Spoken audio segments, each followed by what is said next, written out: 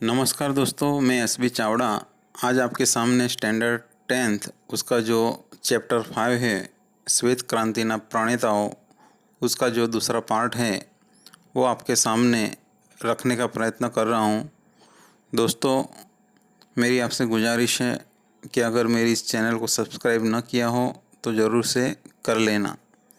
तो दोस्तों, अब हम ये जो दूसरा पार्ट है इसके अंदर हम डॉक्टर वर्गीस कुरियन का परिचय प्राप्त करेंगे। तो अब हम स्टार्ट करेंगे 5वां चैप्टर श्वेत क्रांतिना प्रणेताओं, उसका दूसरा पार्ट। डॉक्टर वर्गीस कुरियन ઇજનેરીનો અભ્યાસ પૂર્ણ કર્યા પછી ઈસવીસન 1944માં Tata iron and steel company ટિસ્કોમાં એપ્રેન્ટિસ તરીકે એક યુવાનની પસંદગી થઈ। તે યુવાનના મામા જ્હોન મથાઈ ટાટા ઇન્ડસ્ટ્રીઝના ડાયરેક્ટર હોવાથી તે 1-2 વખત જમશેદપુર આવ્યા ત્યારે આ યુવાનને મળ્યા। યુવાન ઇજનેરને તે ન ગમ્યું। બધાએ ખૂબ ના પાડી છતાં તેમણે સામેથી નોકરી છોડી દીધી। કારણ આપતા તેમણે કહ્યું કે હવે હું અહીં કુરિયન નથી રહ્યો, હું માત્ર ઉપરી અમલદારનો ભાણેજ જ રહ્યો છું, જે મને મંજૂર નથી। આવો અડગ આત્મવિશ્વાસ અને ખુદદારી ધરાવનાર હતા वर्गीस कुरियन। यानी यहाँ पर वर्गीस कुरियन के बारे में बताया है कि इंजीनियरिंग का जो अभ्यास यानी कि पढ़ाई पूरी करने के बाद 1944 में वो Tata iron and steel company में अप्रेंटिस के रूप में वहाँ नौकरी कर रहे थे। तो उस समय उनके जो मामा थे जॉन मथाई, वो वहाँ के डायरेक्टर थे और 1-2 बार उन्हें वहाँ मिलने के लिए वो गए थे और ये उन्हें बिल्कुल पसंद नहीं आया और सब ने इनकार किया कि भाई तू नौकरी मत छोड़। लेकिन फिर भी उन्होंने वो नौकरी छोड़ी और ये कारण बताया कि अब से मैं कुरियन नहीं रहा हूँ, मैं सिर्फ ऊपरी अमलदार है उसका बांझा ही रहा हूँ, जो मुझे मंजूर नहीं है। और इस प्रकार से यहाँ पर उनका आत्मविश्वास और उनकी खुददारी हमें देखने को मिलती है। गुजरात राज्य में आवेला आनंदनगर ने अमूल डेरी द्वारा मिल्क सिटीनी ओळख अपावनार वर्गीसनो जन्म सीरियन ख्रिस्ती परिवार में तारीख 26/10/1921 रोज केरालाना केलिकट गामे थयो हतो। तेमना पिता पुथेन परक्कल कुरियन सिविल सर्जन हता। वर्गीसना माताने शिक्षण અને સંગીતમાં વિશેષ રસ હતો। તેઓ પિયાનો પરથી અદ્ભુત સંગીતના સુરો વહાવી શકતા હતા। 4 ભાઈ બહેનોમાં વર્ગીસ ત્રીજું સંતાન હતા। તેમનું શાળાનું શિક્ષણ ગામમાં પૂર્ણ કરી મદ્રાસની લોયોલા કોલેજમાંથી ભૌતિકશાસ્ત્ર વિષયમાં તેમણે બીએસસીની પદવી પ્રાપ્ત કરી હતી। ત્યારબાદ ગ્વિન્ડી કોલેજ ઓફ એન્જિનિયરિંગ મદ્રાસમાંથી ઇજનેરની પદવી પ્રાપ્ત કરી।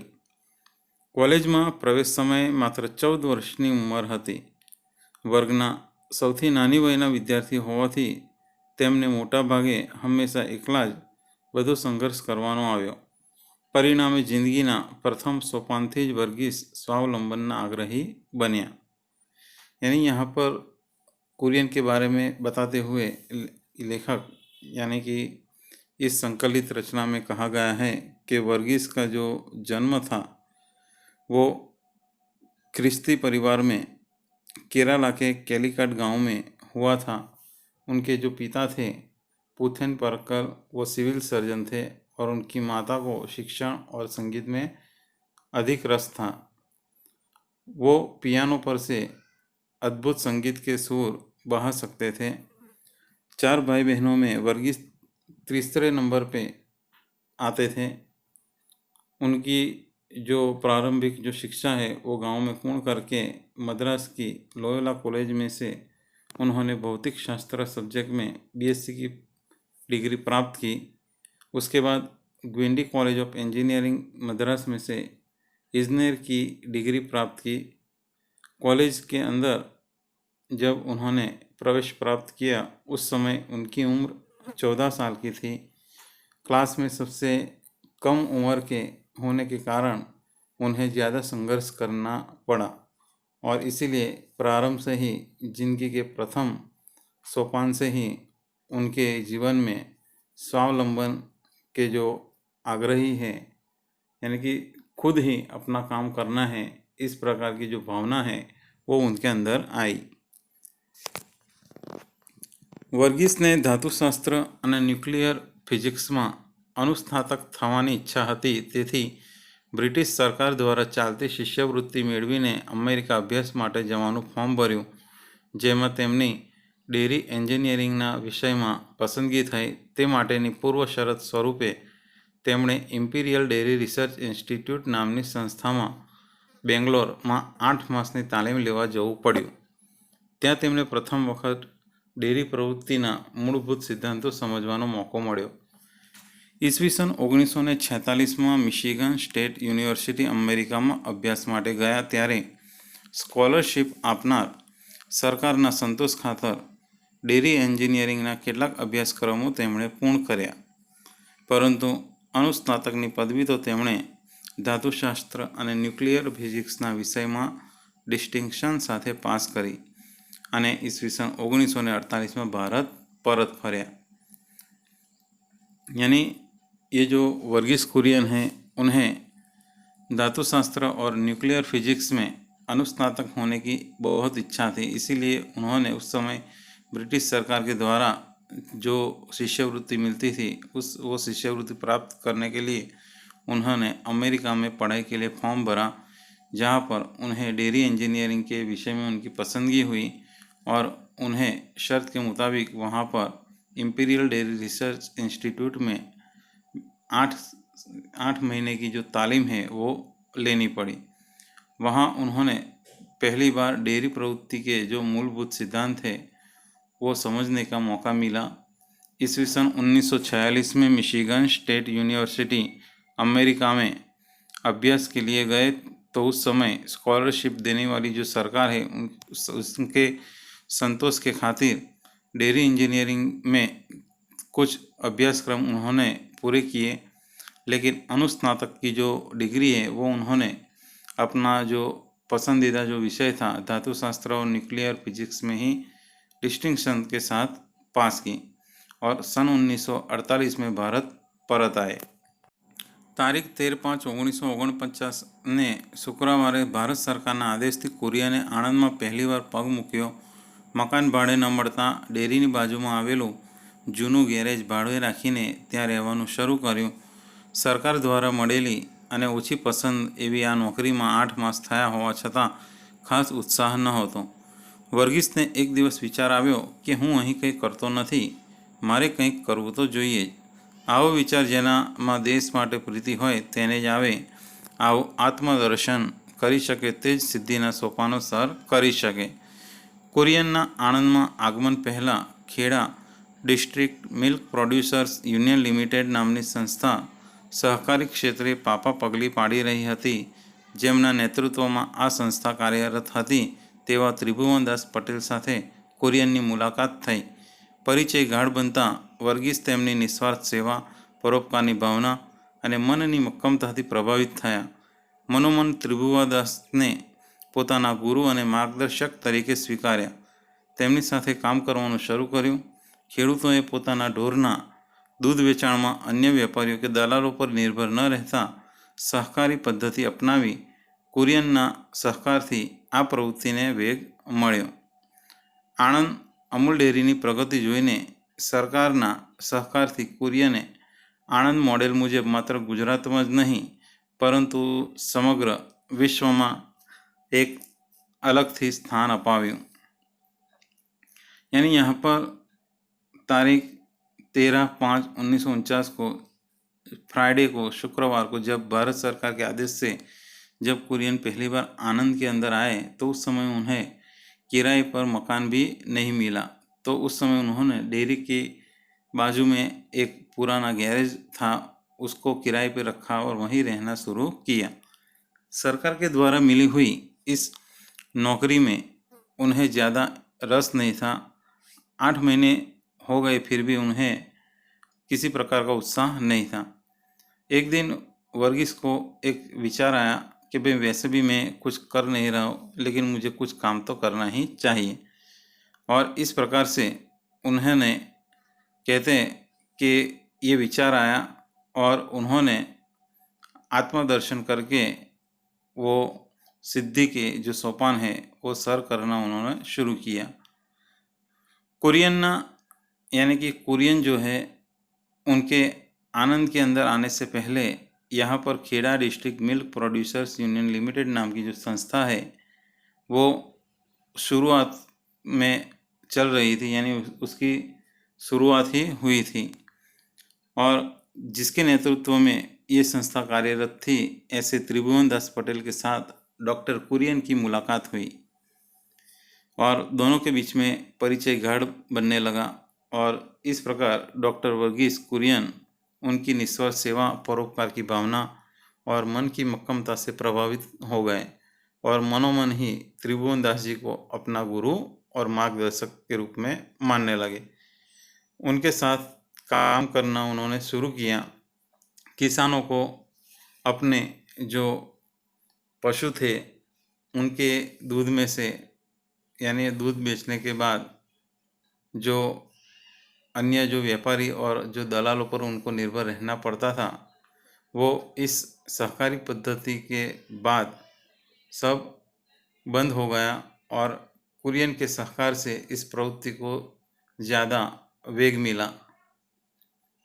आनंद अमूल डेयरी की जो प्रगति देखकर सरकार के सहकार से कुरियन ने आनंद मॉडल मुजब सिर्फ गुजरात में ही नहीं बल्कि इसको दुनिया के अलग अलग देशों में इसको अमूल के नाम से प्रसिद्ध किया। ભારતના ઘણા બધા રાજ્યોમાં દૂધ એકત્રીકરણની યોજના ઓપરેશન ફ્લડ સ્વરૂપે શરૂ કરી ઓપરેશન ફ્લડના શિલ્પી તરીકે વર્ગીસ કુરિયને ડેરી ક્ષેત્રે ભારતને સૌથી વધુ દૂધ ઉત્પાદન કરતા દેશ તરીકે વિશ્વમાં પ્રસ્થાપિત કર્યો। પશ્ચિમના દેશોમાં પશુપાલન ક્ષેત્રે ગાયોની સંખ્યા વધુ હોવાથી ગાયના દૂધમાંથી જ ગુણવત્તાયુક્ત દૂધનો પાવડર બની શકે તેવી માન્યતા હતી। ભારતમાં ભેંસોની સંખ્યા સવિશેષ હોવાથી કુરિયને ભેંસના દૂધમાંથી પણ ગુણવત્તાયુક્ત દૂધનો પાવડર બની શકે તેવા સંકલ્પથી પાવડર બનાવવાનું એકમ શરૂ કર્યું અને તેમાં ખૂબ ઓછા સમયમાં સફળતા પણ મેળવી। डॉक्टर कुरियन ने सिर्फ भारत में ही नहीं लेकिन भारत के सभी राज्यों में दूध एकत्रीकरण की जो योजना है वो ऑपरेशन फ्लड के रूप में शुरू की। ऑपरेशन फ्लड के जो शिल्पी है वो वर्गीस कुरियन ने डेयरी क्षेत्र के अंदर भारत को सबसे ज़्यादा दूध उत्पादन करने वाले देश के रूप में पूरे वर्ल्ड में उन्होंने नामना यानी कि प्रस्थापित किया। पश्चिमना देशों में એટલે कि पश्चिम के देशों में पशुपालन के जो क्षेत्र में गायों की संख्या ज़्यादा होने से गाय के दूध में से ही जो दूध का जो पाउडर बनता था ऐसी लोगों की मान्यता थी। लेकिन भारत के अंदर जो भैंस है उनकी संख्या ज़्यादा होने से कुरियन ने भैंस के दूध में से भी गुणवत्तायुक्त पाउडर बन सकता है, इस संकल्प को उन्होंने पूरा करने के लिए उन्होंने एक प्रोजेक्ट शुरू किया और खूब कम समय में उन्हें ये सफलता प्राप्त हुई। वर्गीस ने भारत के किसानों को उनके सशक्तिकरण और संगठन, डेयरी उद्योग की जो सरकारी मंडली है उसके द्वारा उन्होंने शुरू किया। भारत की दूध सहकारी चळवळ के वो स्थापक और संचालक बने। आनंद के अंदर खेड़ा जिला सहकारी दूध उत्पादक मंडली जिसका नाम अब अमूल है उसे पूरे विश्व में ख्याति दिलाई और उसे वेगवंती बनाई। अमूल का अर्थ होता है ऑल मिल्क यानी कि आनंद मिल्क यूनियन लिमिटेड, अमूल बराबर। ए से आनंद MC मिल्क, UC यूनियन और LC लिमिटेड, और इसका पूरा नाम बना अमूल, और उसे पूरे विश्व में उन्होंने नामना दिलाई। फिर बाद में उन्होंने ये जो अपनी जो मंडली थी उसे इस प्रकार से सफल बनाया कि बाद में त्रिभुवन दास और उनके अन्य जो साथी हैं उनके सहकार से national dairy development board NDDB की उन्होंने स्थापना की, जिसके माध्यम से पूरे भारत में आनंद की ही तरह अन्य दूध सहकारी मंडलियाँ अस्तित्व में आई। और ये सब मंडली जो है वो उत्पादनों के मार्केटिंग के लिए कुरियन ने Gujarat cooperative milk marketing federation नाम की संस्था की स्थापना की। NDDB संस्थाના સ્થાપક અને ચેરમેન તરીકે 33 વર્ષ સુધી આપનાર કુરિયને નિવૃત્ત થયા ત્યાં સુધી ₹1 પણ પગાર પેટે લીધો ન હતો। ગુજરાત સહકારી દૂધ માર્કેટિંગ ફેડરેશનના ચેરમેન પદે વધુમાં વધુ માસિક ₹5000 પગાર લેતા, પરંતુ 60 વર્ષના થયા પછી 24 વર્ષ સુધી તેમણે પગાર લીધા વિના માનદ સેવાઓ આપી। ઇન્સ્ટિટ્યૂટ ઓફ રૂરલ માર્કેટિંગ यानी कि ઇરમાના ચેરમેન તરીકે પણ તેમણે વર્ષો સુધી સેવાઓ આપી। આશરે 57 વર્ષથી પણ વધુ સમય સુધી વિકાસલક્ષી કાર્યક્રમોમાં તેઓ સક્રિય રહ્યા। ભારત સરકારે અલ્હાબાદ વિશ્વવિદ્યાલયના ચાન્સેલર તરીકે પણ તેમની નિમણૂક करी હતી। यानी यहाँ पर कुरियन के बारे में बताया है कि उन्होंने NDDB जो संस्था थे उसके स्थापक और चेयरमैन के रूप में 33 साल तक अपनी सेवाएं दी, और जब वो निवृत्त हुए, कहते हैं कि वहाँ तक जब से नौकरी स्टार्ट की और निवृत्त हुए वहाँ तक उन्होंने ₹1 भी पगार के रूप में नहीं लिया। गुजरात सहकारी दूध मार्केटिंग फेडरेशन के चेयरमैन के पद पर वो ज़्यादा से ज़्यादा ₹5000 जो पगार के रूप में लेते थे। बाद में 60 साल के हुए उसके बाद उन्होंने 24 साल तक बिना पगार के अपनी सेवाएं दी। इंस्टीट्यूट ऑफ रूरल मार्केटिंग यानी कि इरमा के चेयरमैन के रूप में भी उन्होंने कई साल अपनी सेवाएं दी, और लगभग 57 साल से ज़्यादा समय तक उन्होंने विकासलक्षी कार्यक्रम किए। भारत सरकार ने उन्हें अलाहाबाद विश्वविद्यालय के चांसलर के रूप में भी उनकी निमणूक की। कुरियन અને અમૂલ સાથે જોડાયેલા ઘણા પ્રસંગો તેમની આત્મકથા મારું સ્વપ્નમાં નોંધાયા છે। તેમાંનો એક પ્રસંગ અનુકરણીય છે। कुरियन गમે ત્યારે ડેરીના વિભાગોમાં ચક્કર લગાવે અને બધું બરાબર છે કે નહીં તે તપાસે। એક વખત તેમણે વર્ષોથી કામ કરતા એક કર્મચારીને દૂધનું કેન ખોલી તેના પરથી મલાઈ ચાટતો જોયો। કર્મચારી પણ અચાનક આવેલા કુરિયનને જોયા તેના મોં પર મલાઈ ચોંટેલી હતી। પોતે દૂધ પીતો ન હતો એવો ખોટો બચાવ તેણે કર્યો। कुरियने कशुं ज कह्या विना पाछा फरी गया। कर्मचारी ने थयुं कि हवे नौकरी जशे ज। कुरियने बीजे ज दिवसे मैनेजर ने बोलावीने सूचना आपी कि दरेक कर्मचारी ने अर्धो लीटर दूध पीवा आपो। आखो दिवस आ लोको दूधना विशाळ जत्था साथे काम करता होय अने भूख्या पण थता होय, तेमने ए दूधमांथी भाग न मळे तो न्याय नथी। પોતાના કર્મચારીની આટલી કાળજી રાખનાર ઉપરી અધિકારી હોય પછી દરેક વ્યક્તિ વિશ્વાસ અને ઈમાનદારીથી કામ કરવા પ્રેરાય જ ને। यानी कि इस पैराग्राफ में जो कुरियन के साथ एक जो प्रसंग बना था, जो घटना घटी थी, वो यहाँ पर बताई है कि एक बार कुरियन जो है अपने इस कंपनी के अंदर ऐसे चक्कर लगा रहे थे, तो उस समय एक कर्मचारी जो है वो दूध का जो कैन है वो खोलकर उसकी मलाई चाट रहा था, और वहीं अचानक कुरियर पहुंच गए।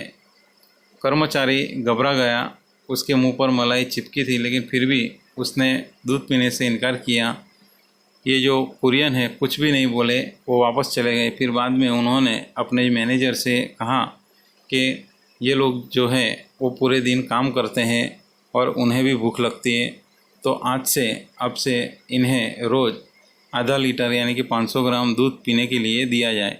और इस प्रकार ये जो कुरियन है उन्होंने अपने कर्मचारियों की सोची और इस प्रकार उन्होंने कर्मचारियों का जो देखभाल है उनकी अच्छी तरह से देखभाल की और इसीलिए उनकी कंपनी में सभी कर्मचारी पूरे आत्मविश्वास और पूरी ईमानदारी से वहाँ काम करते हैं।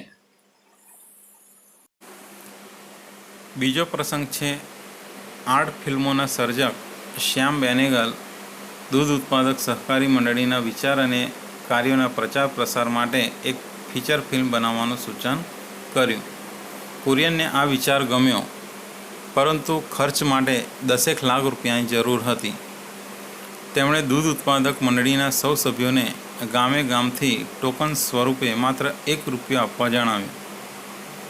જરૂરિયાત પૂરી થઈ અને મંથન નામની ફિલ્મ તૈયાર થઈ। તેને સારો પ્રતિસાદ મળ્યો। તે ફિલ્મને કેટલાક પારિતોષિકો પણ મળ્યા। ડૉક્ટર કુરિયનને તેમના કાર્યો માટે એકાધિક પારિતોષિક એનાયત થયા છે।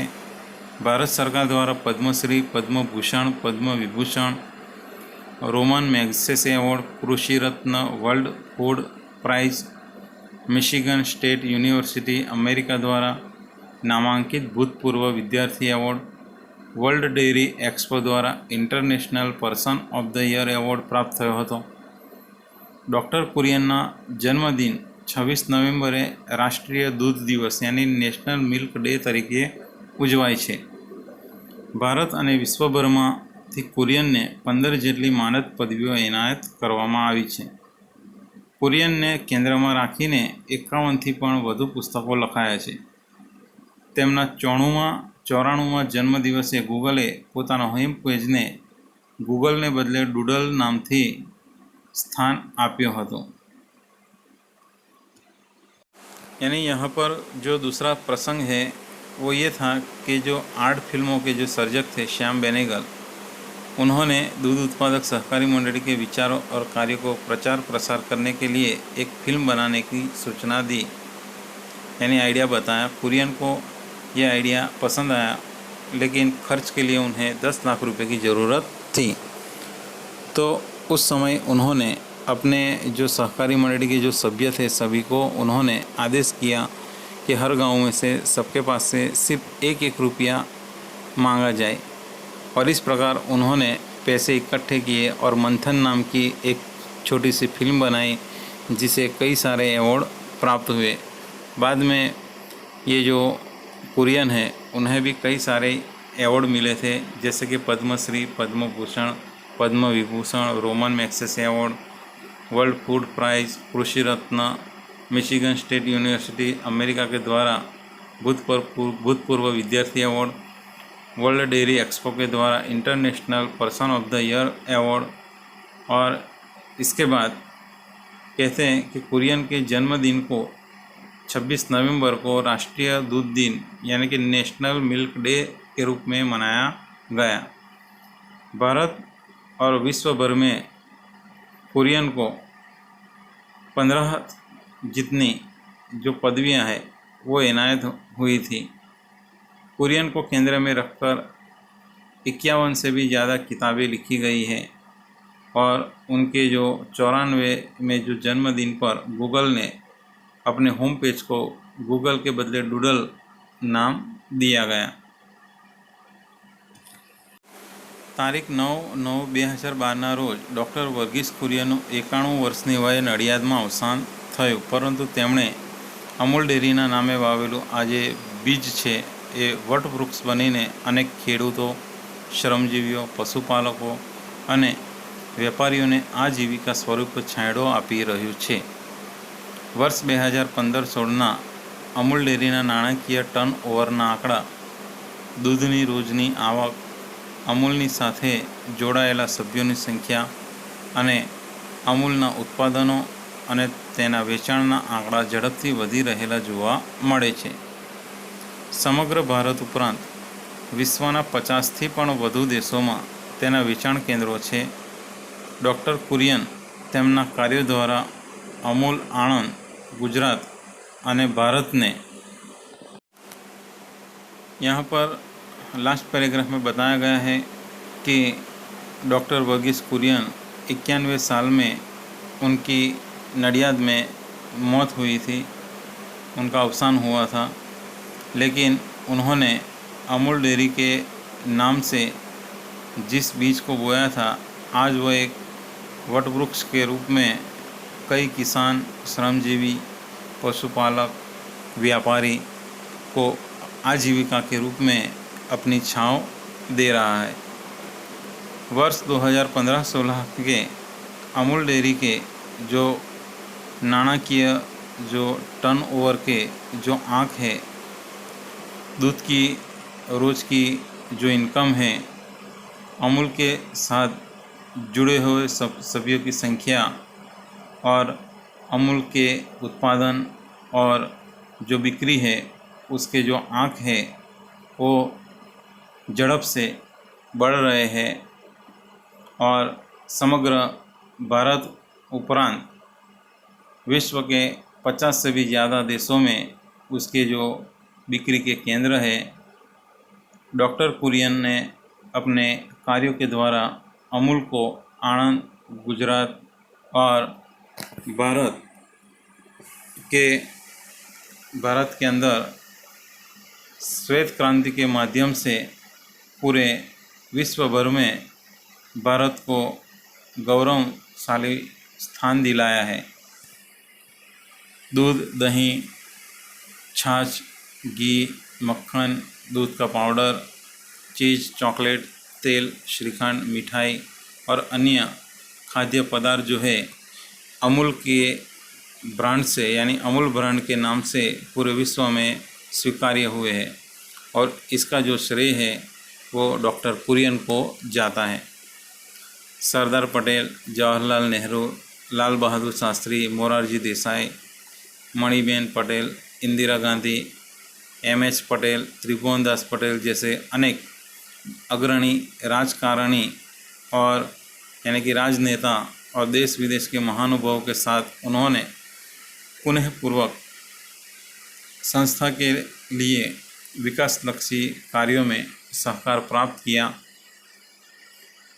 मेरा स्वप्न नाम की आत्मकथा में उन्होंने युवाओं के लिए एक मैसेज दिया कि आपके पास जो भी उत्तम है उस उत्तम विचार, ज्ञान, कौशल्य, योजना, दूरदर्शिता और जो अंतःदृष्टि है उसे किसी भी प्रकार के जो अवरोध आपके सामने आए, लेकिन उन सब का सामना करके जो आपके पास सर्वोत्कृष्ट जो सेवा है वो राष्ट्र को दे.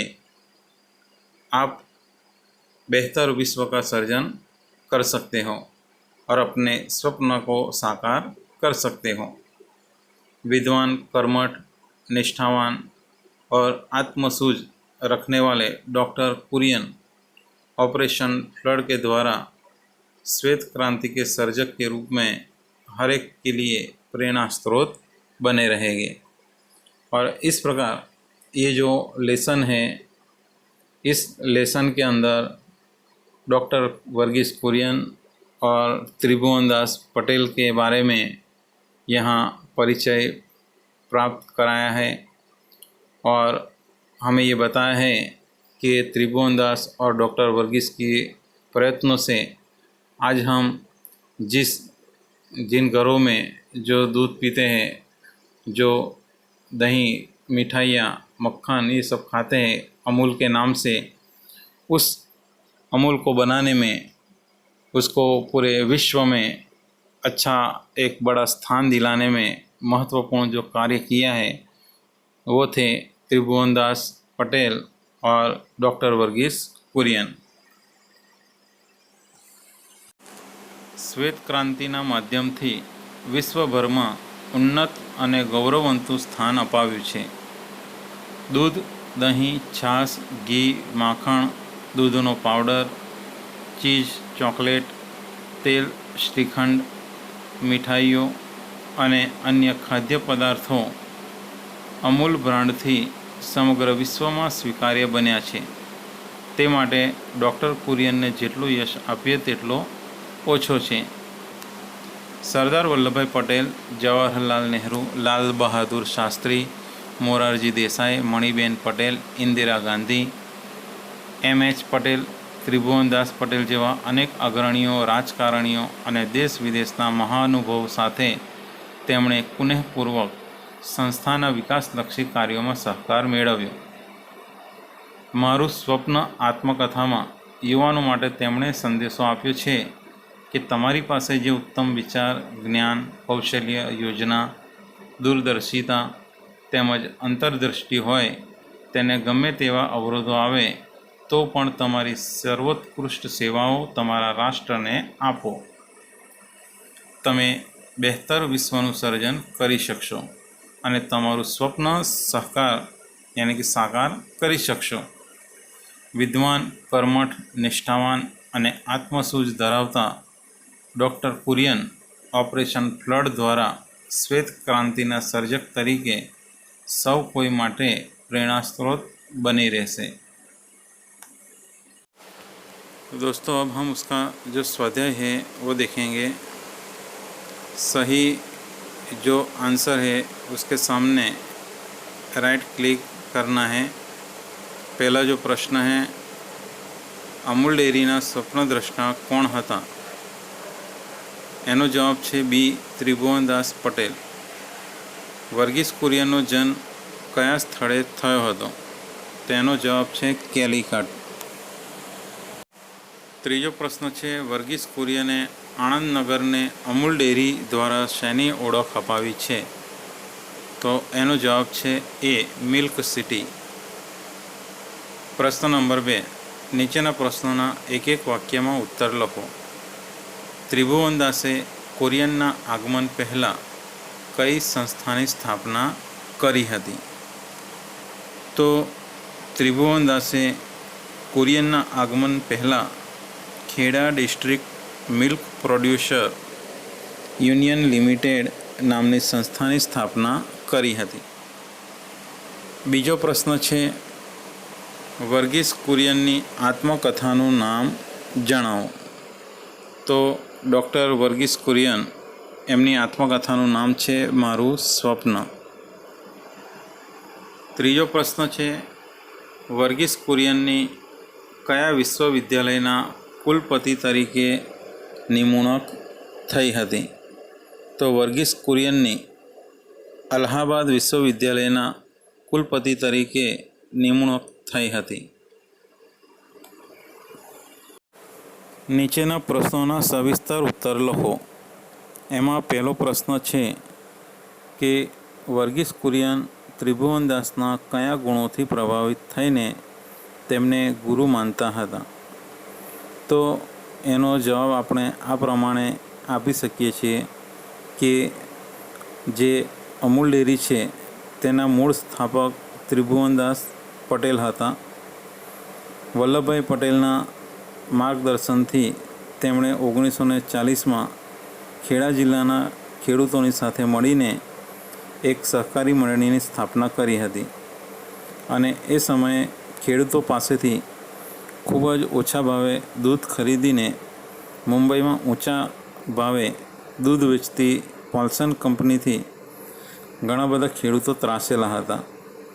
તેથી આ બધાએ ભેગા મળીને ખેડા જિલ્લા દૂધ ઉત્પાદક સહકારી મંડળીની સ્થાપના એટલે કે શરૂઆત કરી હતી। ઈસવીસન 1950થી ડૉક્ટર વર્ગીસ કુરિયનનો સાથ ત્રિભુવનદાસને મળ્યો। બંને વચ્ચે પરિચય થયો અને આ પરિચય ગાઢ મિત્રતામાં પરિણમ્યો। કહે છે કે વર્ગીસની નિસ્વાર્થ સેવા અને પરોપકારની ભાવના અને મનની મક્કમતાથી પ્રભાવિત થયા। ત્રિભુવનદાસજીના આ ગુણોને લીધે વર્ગીસે તેમને પોતાના ગુરુ માની લીધા. એટલે કે જ્યારે કુરિયન મળ્યા તે વખતે કહે છે કે ત્રિભુવનદાસ જે નિસ્વાર્થ સેવા કરતા હતા, પરોપકાર હતા અને તેઓ મનથી પણ મક્કમ હતા. તો આવા બધા ગુણોને લીધે વર્ગીસ કુરિયન તેમનાથી પ્રભાવિત થયા હતા. બીજો પ્રશ્ન છે, ઇજનેરીનો અભ્યાસ પૂર્ણ થતાં કુરિયનની કઈ કંપનીમાં પસંદગી થઈ હતી?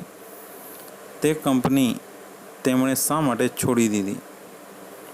તો ઇજનેરીનો જ્યારે અભ્યાસ પૂર્ણ થયો ત્યારે કુરિયનને ટાટા આયર્ન એન્ડ સ્ટીલ કંપનીમાં નોકરી મળી હતી, જ્યાં તેમના મામા જ્હોન મથાઈ ટાટા ઇન્ડસ્ટ્રીઝના ડાયરેક્ટર હતા.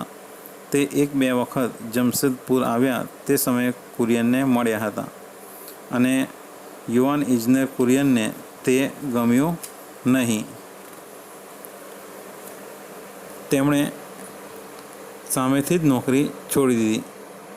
તેમણે કારણ આપ્યું કે હવે હું કુરિયન નથી રહ્યો, હું માત્ર ઉપરી અમલદારનો ભાણેજ જ છું, જે મને મંજૂર નથી. આમ તેમના અડગ આત્મવિશ્વાસ અને ખુમારીને લીધે તેમણે એ કંપની છોડી દીધી. ત્રીજો પ્રશ્ન છે, સહકારી ક્ષેત્રે ક્રાંતિ લાવવા માટે કુરિયને આપેલો ફાળો એટલે કે શ્વેત ક્રાંતિના પ્રણેતાઓ પાઠને આધારે વર્ણવો. એનો જવાબ થશે કે અમૂલ ડેરીના જે સ્થાપક હતા, સ્વપ્નદ્રષ્ટા હતા, તે ત્રિભુવનદાસ પટેલ હતા. તો અમૂલ બ્રાન્ડ રૂપે પૂરી દુનિયાના નકશા પર સ્થાપિત કરનાર ડૉક્ટર વર્ગીસ કુરિયન એ તેના સ્વપ્ન શિલ્પી હતા. ત્રિભુવનદાસજીની સાથે કામ કરીને તેમણે અમૂલને વિશ્વના નકશા પર કંડાર્યો. ખેડૂતોને દૂધના વેચાણમાં દલાલોથી મુક્ત કર્યા અને તેમણે આણંદ જ નહીં, ગુજરાત જ નહીં, પરંતુ ભારતના દરેક રાજ્યમાં દૂધ એકઠું કરવાની યોજના શરૂ કરી. બીજું કે આપણા ભારત દેશમાં ભેંસોની સંખ્યા પણ ખૂબ વધારે પ્રમાણમાં હતી અને એટલા માટે તેમણે તેમના દૂધમાંથી પાવડર બની શકે તે સંકલ્પને પૂરો કરવા માટે તેમણે એક એકમ શરૂ કર્યો અને તેમાં તેમને સફળતા પણ પ્રાપ્ત થઈ. તેમણે ડેરી ઉદ્યોગની સહકારી મંડળી મારફતે ભારતના ખેડૂતોનું સશક્તિકરણ અને સંગઠન કર્યું. ભારત સરકારની જે વિનંતી છે તેને માન્ય રાખીને કુરિયને બીજું કે અન્ય પોતાના સભ્યો અને ત્રિભુવનદાસજીના સહકારથી નેશનલ ડેરી ડેવલપમેન્ટ બોર્ડ એટલે કે NDDBની સ્થાપના કરી અને આમ સહકારી ક્ષેત્રે ક્રાંતિ લાવવા માટે કુરિયને કે છે કે ઘણા લાંબા સમય સુધી ચેરમેન તરીકે સેવાઓ આપી અને આ રીતના તેમણે અમૂલને આખી દુનિયામાં નંબર 1 स्थान अपावવાનો प्रयत्न કર્યો। तो दोस्तों आपको मेरा ये वीडियो ज़रूर पसंद आया होगा। दोस्तों मेरी आपसे गुजारिश है कि ज़्यादा से ज़्यादा ये जो वीडियो है अपने और भी दोस्तों में शेयर करने का प्रयत्न करें। दोस्तों मैं जल्द ही चैप्टर 6 जो है वो आपके सामने लेकर उपस्थित होऊंगा। तब तक के लिए धन्यवाद, थैंक्स, आभार।